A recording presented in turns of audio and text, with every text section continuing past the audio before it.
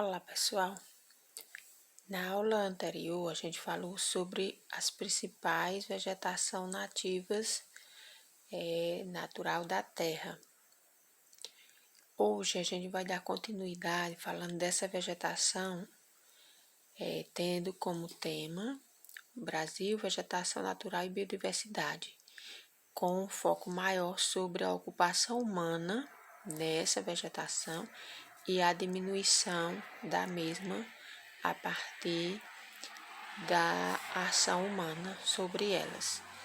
Então, para iniciar, a gente tem aqui, nessa figura, nós temos dois mapas, né? No primeiro mapa, a gente tem aqui a demonstração de cada tipo de vegetação. A gente tem a legenda aqui, com o nome dessas vegetações. Aqui o mapa, a figura A, né? E na B a gente tem o mesmo mapa, só que aqui já está mostrando, né, o total de devastação ocorridas em cada uma dessas vegetação a partir da ocupação humana, da ação humana nessa vegetação. Então, nós podemos ver uma diferença bem clara entre os dois mapas, né? Aqui, antes de qualquer tipo de intervenção humana, e aqui depois das intervenções ocorridas. Então, a gente vai ver em cada uma dessas florestas, né, como é que vem acontecendo essas ações. A gente tem primeiro, na página 119, aqui, a floresta amazônica ou equatorial. Aqui nós temos o seguinte, que a floresta amazônica, ela ocupa a maior parte da região norte e porções da região centro-oeste e parte dos estados do Maranhão e do Piauí. Essa floresta amazônica, ela é considerada, por alguns especialistas, a formação vegetal de maior biodiversidade do mundo, né, onde existe mais espécies de árvores e de animais. Segundo essa instituição aqui, chamada ISA, né, Instituto Socioambiental, a floresta amazônica abriga 2.500 espécies de árvores, além de milhares de espécies de animais. E essa biodiversidade, ela constitui um imenso conjunto de recursos naturais que serve, né, que pode servir para a indústria farmacêutica e para outros fins, né, da ciência. Mas, infelizmente, né, as pessoas fazem mau uso desse recurso e destrói o meio ambiente e a natureza. Sem contar que a floresta amazônica, né, muitas pessoas dependem dessa floresta para viver, como os indígenas que lá vivem, populações ribeirinhas, os castanheiros, né, que vivem da extração dessas castanhas, que extrai a castanha do Pará, os seringueiros, que extraem o látex para borracha, e assim muitos outros que dependem dessa floresta para sobreviver. O avanço da agropecuária nessa floresta, ele vem cada vez mais aumentando, né, a devastação sobre ela. Na sequência, a gente tem a mata tropical. E nós temos o seguinte, em 1500, os colonizadores portugueses, quando chegaram ao Brasil, essa Mata Atlântica ela se estendia de Pernambuco até o Rio Grande do Sul. E a partir dessa época, no século XVI, a sua devastação iniciou-se com a exploração do pau-brasil, que os próprios colonizadores foi que iniciaram. E na sequência veio o cultivo de cana-de-açúcar no Nordeste, a cultura do café no Sudeste, a criação de gado, a extração de madeiras, e tudo isso, né, foi gerando uma grande devastação nessa floresta. E essa floresta, ela apresenta uma grande biodiversidade também, né?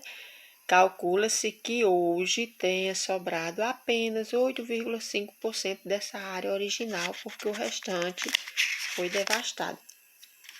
Continuando, na página seguinte, a gente tem a Mata dos Pinhais.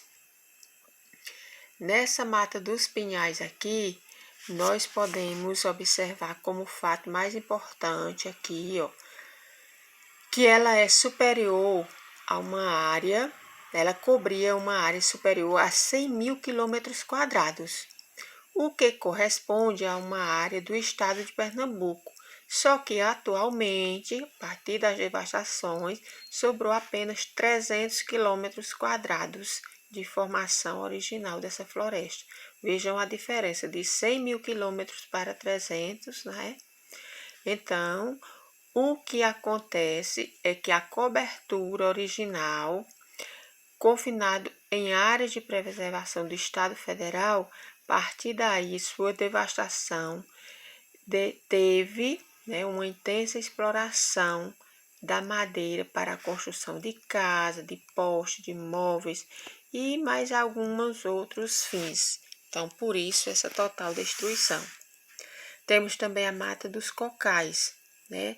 Na Mata dos Cocais, o que a gente pode observar é que ela é caracterizada pelo predomínio de palmeiras, como carnaúba, buriti, oiticico, babaçu, e todas essas árvores aí, elas são aproveitadas por meio de atividades extrativistas, né? Bom, por exemplo, da carnaúba, eles aproveitam as folhas para a construção de telhado, a fabricação de cera, a madeira é utilizada na construção de casa, do coco se extrai o óleo, e no caso do coco babaçu, tem a utilização das folhas para a confecção de cestos, chapéus, esteiras, além de se extrair a semente do coco, o óleo, que é utilizado na indústria alimentícia e também na fabricação de cosméticos, né? Shampoos, hidratantes, sabonetes. Na sequência vem a floresta do Cerrado. O Cerrado é uma formação nativa do Brasil, com ocorrência também em Minas Gerais, São Paulo, Paraná, Bahia, Maranhão e alguns trechos do Piauí, Mato Grosso do Sul, Rondônia, Roraima, Amazônia e Pará. A vegetação do Cerrado, ela abriga cerca de 1/3 da biodiversidade brasileira, ou seja, também pode ser registrada nessa área uma grande biodiversidade. E junto a essa biodiversidade vem sofrendo intensa intervenção humana, principalmente após os anos de 1960. Né? Com essas intervenções humanas, a área original de 2 milhões de quilômetros quadrados, que é o equivalente a 22% do território nacional, calcula-se que o Cerrado perdeu mais de 50% dessa vegetação original por causa dessas intervenções. Então, a gente pode observar, aqui é uma área de cerrado.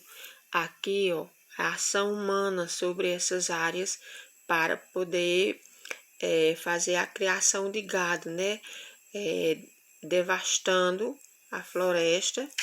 E aqui a gente tem, no caso aqui, um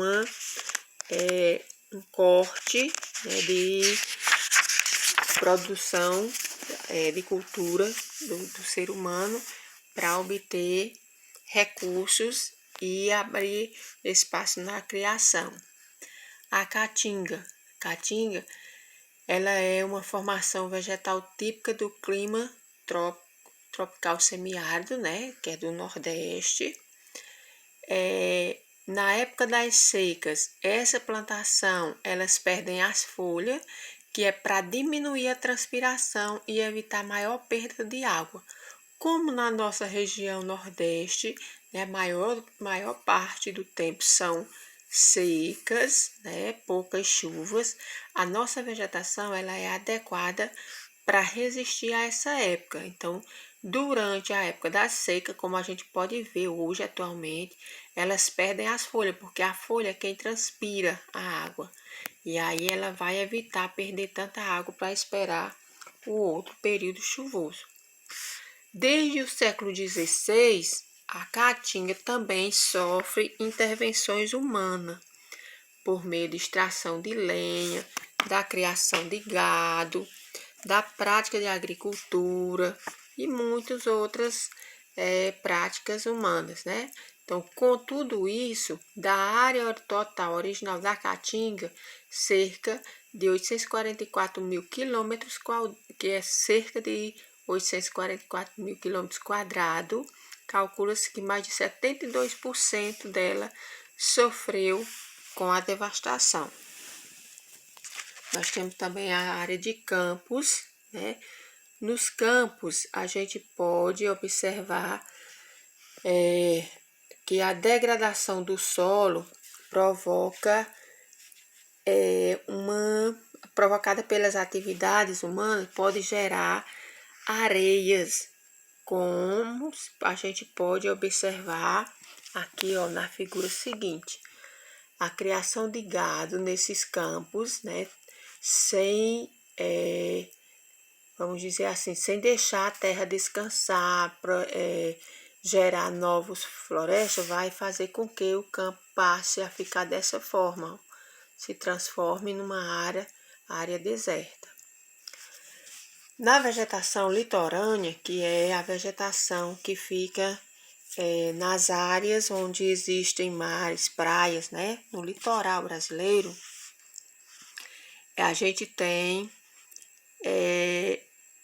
a vegetação considerada o mangue, né? Ou manguezal, que cresce nas áreas alagadas, naquelas encostas, né?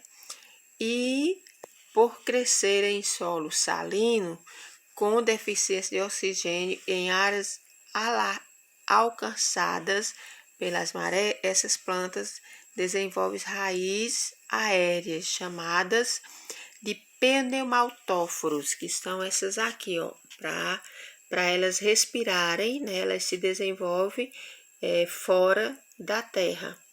Aí a gente tem aqui a vegetação também, que faz parte da vegetação litorânea. Essa aqui é a chamada restinga, né? Que é uma relva, uma plantação de porte menor. Ela não fica grandes árvores. E essa vegetação também sofreu com a ocupação humana. Por último, a gente tem o complexo do Pantanal. O Pantanal ele é considerado um santuário ecológico, porque ele reúne ecossistema com grandes biodiversidade. E a vegetação dele é uma vegetação mais complexa. A ação humana sobre o Pantanal intensificou-se a partir dos anos de 1970. Grandes fazendas de gado se instalaram nessas terras, né? E essas terras foram ocupadas por agricultura de soja, de milho, de cana-de-açúcar, para abastecer algumas usinas de álcool. Então, é também uma vegetação muito afetada, né, pela ação humana. Já foi muito destruída. Não existe mais tanto da sua vegetação natural. Aqui, como a gente pode ver, o Pantanal ele abrange uma área de aproximadamente 150 mil quilômetros quadrados. Desses, cerca de 100 mil são inundáveis, né, dentro de água. E na época das cheias, esses rios eles cobrem toda essa área, certo? Então, são áreas bem alagadas, bem desenvolvidas, mas que sofrem com a devastação humana, né? A apropriação humana para essas atividades, como eu já citei aqui, criação de gado, plantação de milho, de soja, e assim vai cada vez mais se alastrando essa devastação nas vegetações naturais que foram citadas.